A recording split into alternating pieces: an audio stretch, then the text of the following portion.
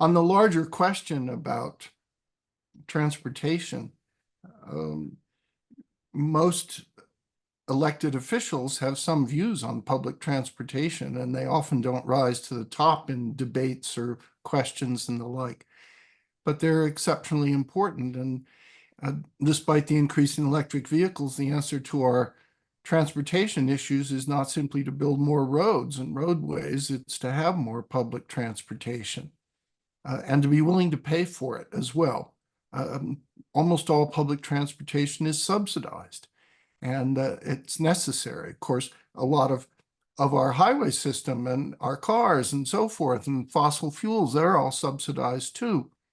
But I think public transport is something deeply important, and unless we pay attention to it, not only are we going to see all aspects of the environment degraded in some way, but we're going to economically lose in terms of time wasted and other things, because public transportation is efficient not only environmentally, but economically in the long run. I do worry about the interconnection.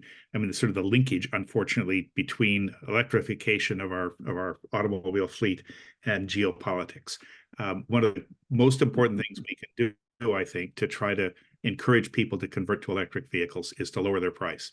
And yet it seems very clear that the Biden administration and probably whatever successor administration comes in will impose highly costly tariffs on Chinese vehicles, which currently cost half of what electric vehicles cost in the United States. And imagine how much good it would do for us if very inexpensive and relatively high quality, from what I understand, electric vehicles were available at, $17,000 or $22,000 a vehicle instead of 45 or 50,000. So, I mean, I worry about geopolitics. Of course, geopolitics has a lot of other risks. War is a pretty major contributor to climate and habitat destruction.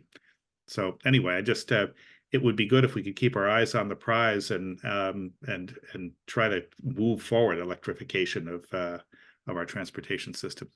If I can say something here also, I know maybe I don't want to push it too much, but about urbanization, we now know that by the year 2050, 75% of the world's population will live in urban environments.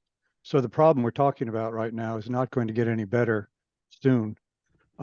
My feeling, coming from a natural history museum background, a botanic garden background, is an effort to try to keep people connected to nature somehow, particularly in city settings, is critical. If people are going to think about the environment, if people are going to think about conservation, if people are going to be able to keep it in their minds to vote for it, we somehow have to keep people connected to nature, particularly in these very densely populated areas.